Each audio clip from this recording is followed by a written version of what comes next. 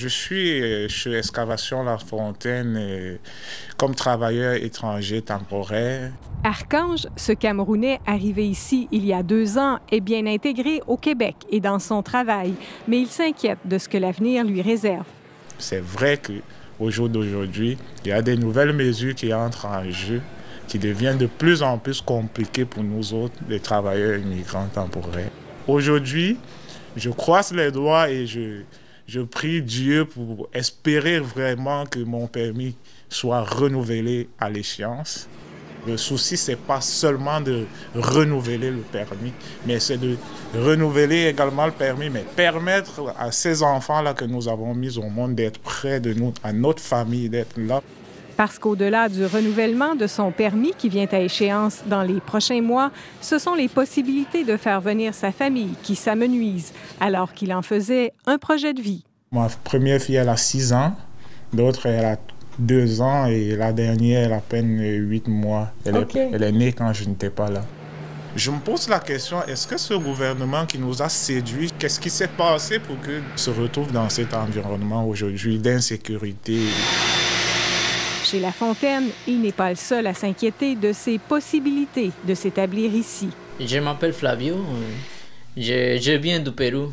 J'ai pris la décision de venir au Canada pour l'opportunité d'emploi. Flavio doit aussi renouveler son permis de travail prochainement, une situation qui l'empêche de convaincre un éventuel propriétaire de signer un bail pour un appartement plus grand que son 2 pièces qu'il partage avec sa femme et sa fille, née ici. C'est la difficulté pour trouver parce que mon permis de travail s'est fini cette année. L'appartement est trop petit et nous devons changer à autre appartement, mais ce n'est pas possible.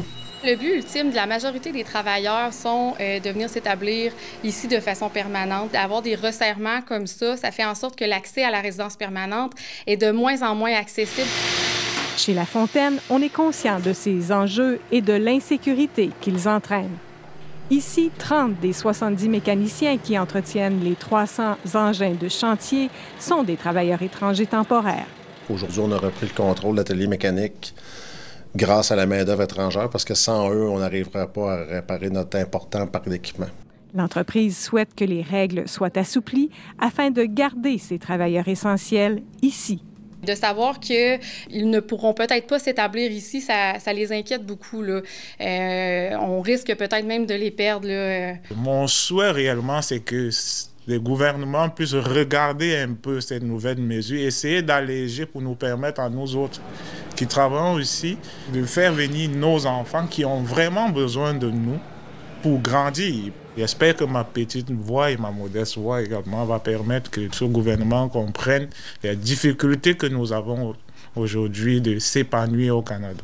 Tu vas repartir si tu peux pas faire venir ta famille, j'imagine. Je n'ai pas d'autre choix que de repartir. Ici Guylaine Bussière, Radio-Canada, Québec.